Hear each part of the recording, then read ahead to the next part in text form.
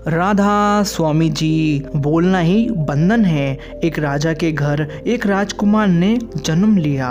राजकुमार स्वभाव से ही कम बोलने वाले थे। राजकुमार जब युवा हुआ तब भी अपनी इस आदत के साथ मौन ही रहता था। राजा अपने राजकुमार की चुप्पी से परेशान थे कि आखिर यह बोलता क्यों नहीं है। राजा ने कई ज्योतिषी, साधु महात्माओं को, चिकित्साओं को उसे दिखाया, परंतु कोई हल ना निकला। संतों ने कहा कि ऐसा लगता है कि पिछले जन्म में राजकुमार कोई साधु थे, जिस वजह से इनके संस्कार इस जन्म में भी साधुओं की मौन व्रत जैसे हैं। राजा ऐसी बातों से संतुष्ट नहीं हुए।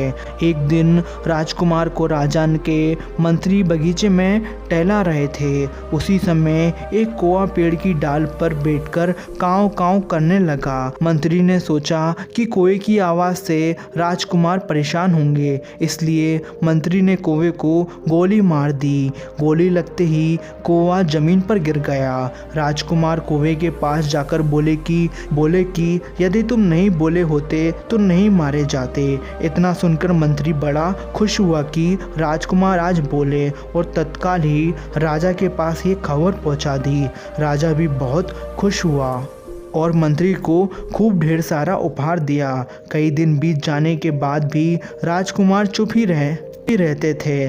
राजा को मंत्री की बात पर संदेह हो गया और गुस्सा कर राजा ने मंत्री को फांसी पर लटकाने का हुक्म दिया। इतना सुनकर मंत्री दौड़ते हुए राजकुमार के पास आया और कहा कि उस दिन तो आप बोले थे और अब क्यों नहीं बोलते हैं। मैं तो कुछ ही देर में राजा के हुक्म से फांसी पर लटका दिया जाऊंगा। मंत्री की बात सुनकर राजकुमार बोले कि यदि तुम भी नहीं बोले होते तो आज तुम्हें भी फांसी का हुक्म नहीं होता। बोलना ही बंधन है। जब भी बोलो उचित और सत्य बोलो, अन्यथा मौन रहो। जीवन में बहुत से विवाद का मुख्य कारण अत्यधिक बोलना ही है।